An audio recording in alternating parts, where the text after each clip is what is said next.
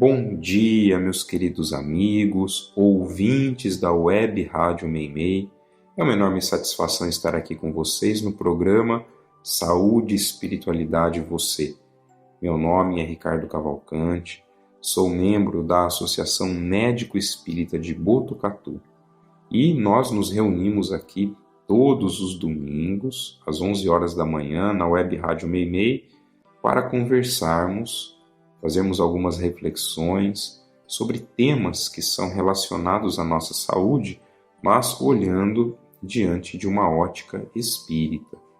Atualmente, nós estamos percorrendo a terceira parte do Livro dos Espíritos, que são definidas ali por Kardec as leis morais. Então, são as leis divinas, as leis naturais, as leis que regem a nossa vida como seres tanto encarnados quanto desencarnados.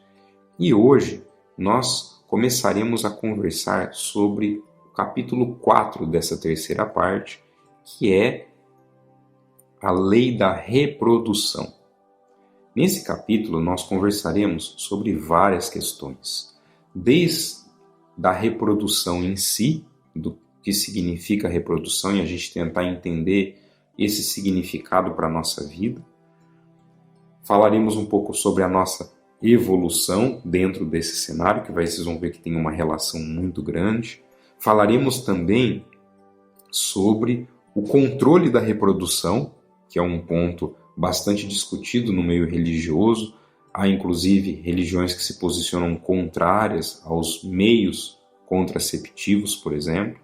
Falaremos sobre casamento, falaremos sobre o casamento monogâmico, o casamento poligâmico, falaremos sobre celibato, falaremos sobre divórcio. Tudo isso está dentro do conteúdo que nós iremos abordar dentro desse tema. Isso, obviamente, não dá para a gente conversar tudo num dia só, estaremos distribuindo isso em alguns programas, em algumas discussões que nós estaremos trazendo aqui. Para que vocês possam participar do nosso programa de uma maneira ativa, trazendo sugestões, trazendo ideias, trazendo temas que julgam interessantes a gente conversar aqui, trazendo dúvidas de assuntos que são relacionados aí à questão da saúde e da espiritualidade, nós convidamos vocês a enviar para nós através do WhatsApp da Web Rádio Meimei. Anotem aí o número que eu vou passar para vocês. O número é 14 9 9834 4781. Eu vou repetir. 14 o DDD 9 9834 4781. Através desse número de WhatsApp, nos envie essas perguntas, esses questionamentos, e nós poderemos, então, trazer esse assunto para a nossa conversa aqui aos domingos. Hoje, então, nós estaremos iniciando esse tema, Lei da Reprodução, trazendo já a primeira pergunta que Kardec coloca lá no capítulo 4, quando ele traz a pergunta básica aos espíritos, né? A reprodução é uma lei natural? E os espíritos respondem, sim. Né? Sem a reprodução, nós não teríamos vida na Terra. Isso é um fato que a própria ciência traz de uma maneira muito clara para nós. E se não fosse a reprodução, a vida ela não conseguiria evoluir no planeta. Então, quando a gente estuda, quando a ciência busca conhecer como que a vida foi acontecendo no planeta, a gente sabe que a vida se inicia através dos seres que são chamados de unicelulares, ou seja, há apenas uma única célula formando aquele indivíduo. Ele é um indivíduo muito simples, é uma única célula. Se nós pegarmos, por exemplo, as bactérias, se nós pegarmos, por exemplo, as amebas, os protozoários, se nós pegarmos diversos fungos, eles são formados por uma única célula. Conforme a evolução foi acontecendo, esses seres foram se tornando mais complexos. Quando eles eram apenas uma única célula, a reprodução era uma coisa muito mais simples. Por quê? Porque muitos desses organismos, eles se multiplicavam como? Dividindo aquela célula. Então a célula se formava, ela se desenvolvia, e aí, quando chegava num determinado momento, bastava ele dividir aquela célula, só que formava o quê? 2 indivíduos iguais, né? Ele fazia uma divisão celular, né, pela metade, formava 2 indivíduos iguais. Esse modo de reprodução, ele é um modo de reprodução bastante rápido, mas ele carrega um problema. Se você tiver uma célula dessa com defeito, todos os seus descendentes terão aquele mesmo defeito. Se você tiver, por exemplo, uma célula que morre facilmente à luz solar, todos os seus descendentes vão ter aquele mesmo problema, e isso pode levar à extinção daquela espécie, daquele tipo de célula. Então foi por isso que a própria natureza foi caminhando para quê? Para tornar os indivíduos mais complexos, torná-los pluricelulares. Então os organismos mais complexos, eles não são mais formados de uma célula só, são formados por um conjunto de células. Assim como nós, seres humanos, somos formados por trilhões de células que se reúnem para formar o nosso corpo. Os seres que são pluricelulares, para que eles possam se reproduzir, é uma reprodução mais complexa. Então eles têm que produzir um tipo de célula que consegue gerar reprodução. Esse tipo de célula são os chamados gametas, que nos diversos seres vivos, né, desde os vegetais, os animais, até chegar em nós, seres humanos, cada gameta, né, tem as suas particularidades, né, o seu modo de ser. Em nós, seres humanos, trazendo para a nossa realidade, né, nós produzimos um gameta masculino, que é chamado de espermatozoide, e um gameta feminino, que é chamado de óvulo. Então, esses são os gametas que nós produzimos, e a nossa reprodução vai ser dada pela junção desses 2 gametas. Nos animais, né, na natureza, acontece da mesma coisa. Você tem um gameta masculino, um gameta feminino. Nos vegetais, tem muitos vegetais, por exemplo, que se reproduzem com gametas. Então, um gameta masculino, então um gameta feminino, e junta.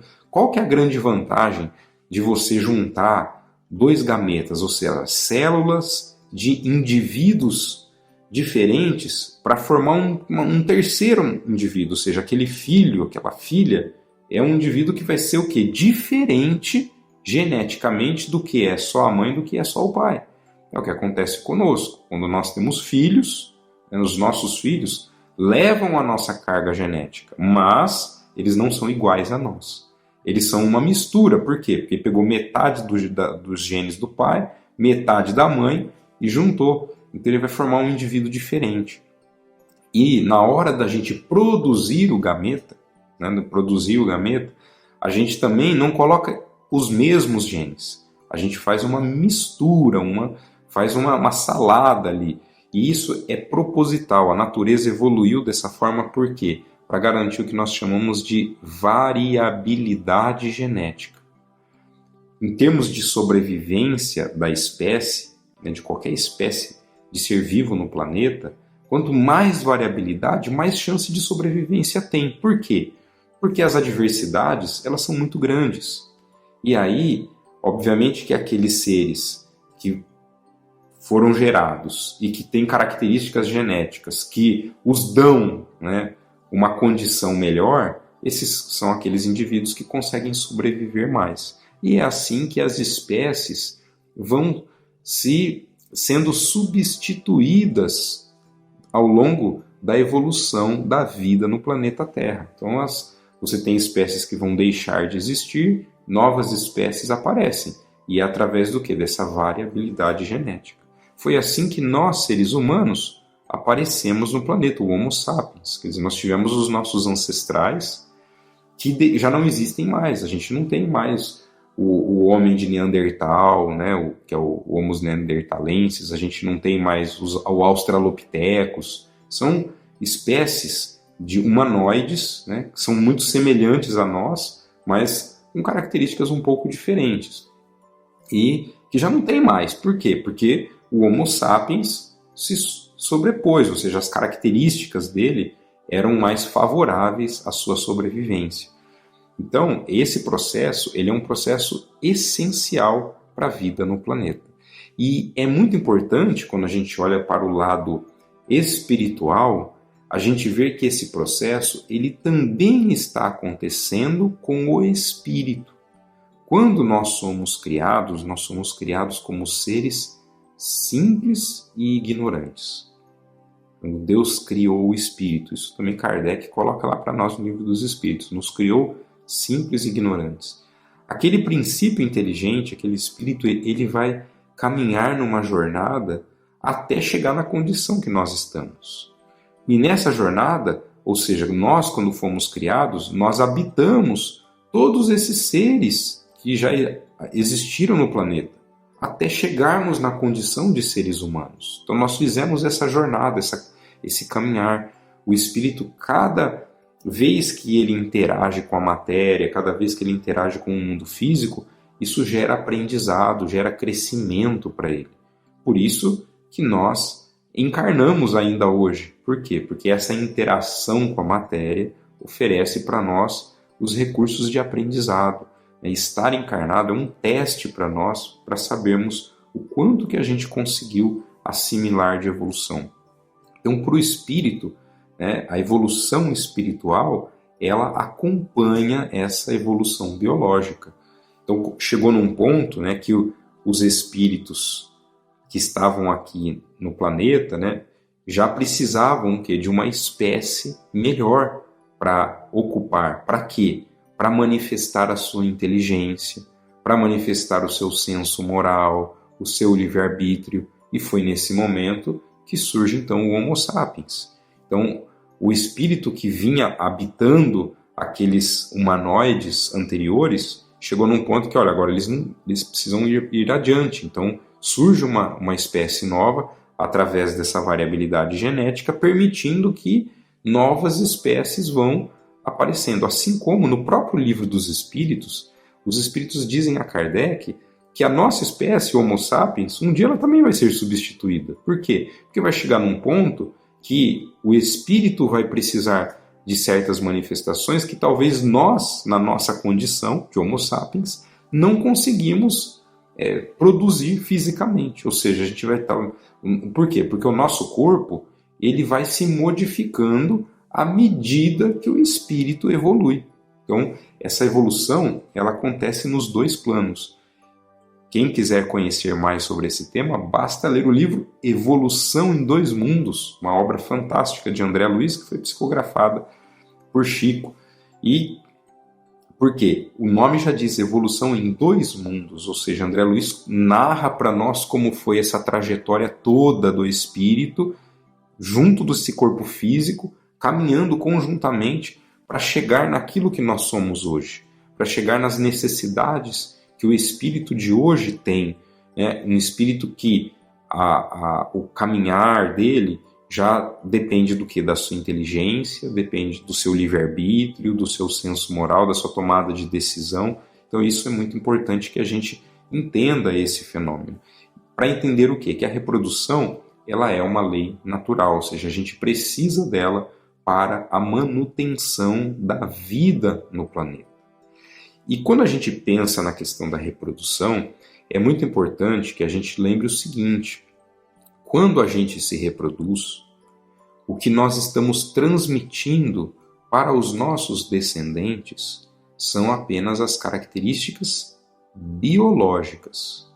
As características espirituais, elas não são transmitidas aos nossos descendentes. Isso a gente pode transmitir através do quê? Do nosso exemplo, da nossa educação, mas a gente não transmite através dos nossos genes, por exemplo. Por quê? Porque essa descendência ela é apenas biológica. O espírito, ele pré-existe.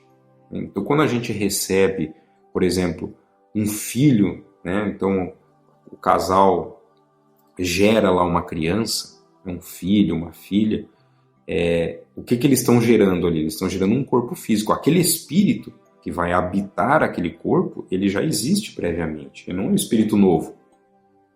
Pode ser até mais velho do que os próprios pais. Então é um espírito que já existe. que já traz toda a sua tendência, todas as suas necessidades. Então, é importante que a gente tenha essa noção que a reprodução, né, ela vai gerar o quê? O corpo para o qual aquele espírito precisa ocupar.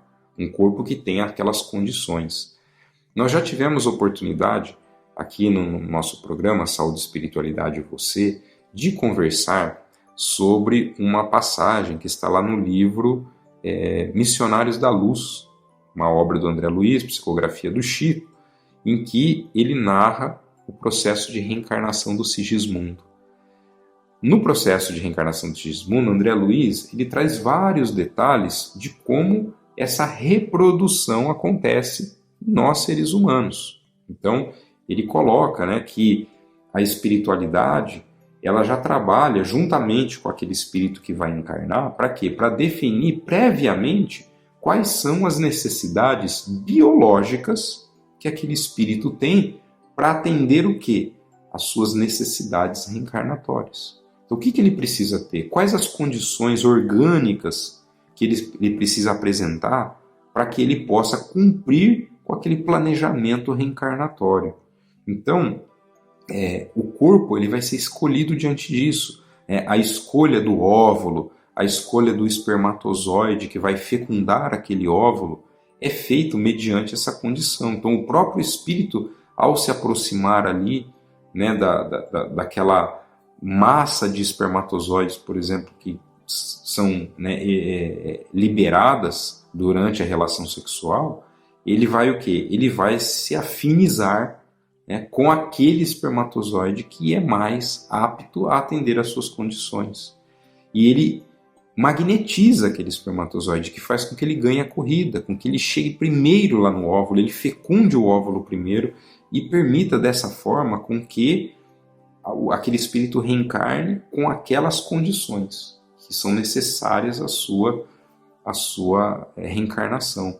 Os espíritos, né, que André Luiz chama de espíritos construtores, que participam desse processo, eles também vão atuar, né, auxiliando a definição ali, qual é a célula melhor, qual que é o conjunto genético que melhor se encaixa para a reencarnação daquele indivíduo. Então isso é muito importante para que a gente entenda, né, que o próprio corpo que nós temos não é um acaso e que a reprodução que nós temos aqui, né, ela é uma necessidade para quê? Ela é uma necessidade para que a gente reencarne. Né? Para o espírito não se reproduz. Quem se reproduz somos nós que estamos no mundo físico. Mas ela é necessária para quê? Para que a gente tenha a chance sempre de regressar aqui, porque ainda somos espíritos imperfeitos, né? Vivemos num mundo ainda que é de provas e expiações. Então a gente ainda precisa reencarnar muitas vezes para que a gente possa aprender mais. Sabemos ainda muito pouco, ainda somos criaturas muito dotadas de egoísmo, de orgulho, de vaidade. A gente ainda é muito apegado a isso, apegado às condições materiais. Então a gente precisa ainda reencarnar muitas vezes para desenvolver o que em nós? Desenvolver aquelas virtudes que Jesus nos ensinou, que nos conduzem, né, à nossa felicidade, ao nosso estado de pureza espiritual. Então, desenvolver em nós o amor, desenvolver em nós a fraternidade, a paciência, a mansuetude, desenvolver a resiliência, a abnegação, a nossa capacidade de ser indulgentes, tolerantes, pacientes, né? A capacidade de perdoar, desenvolver em nós a fé, a esperança. São todas essas potencialidades que fazem parte da nossa essência divina e que são importantes ao nosso desenvolvimento, para o nosso crescimento, para que a gente cumpra o objetivo maior desta jornada de evolução, que é alcançar esse estado pleno de felicidade, que a gente vai alcançar quando tudo isso estiver pronto em nós, quando tudo isso estiver desenvolvido, potencializado em nós. Então essa jornada ela vai ser muito importante e para isso a gente precisa reencarnar neste planeta. Por isso a reprodução é uma lei natural e necessária à nossa vida. Para o próximo programa, né, na semana seguinte, a gente vai conversar um pouco mais, aí focado mais na questão da contracepção, como que é a visão espírita disso, e já adentrando na questão do casamento. Então fica o convite para aqueles que quiserem participar aqui conosco. Tenham todos uma boa semana, com muita luz e com muita paz.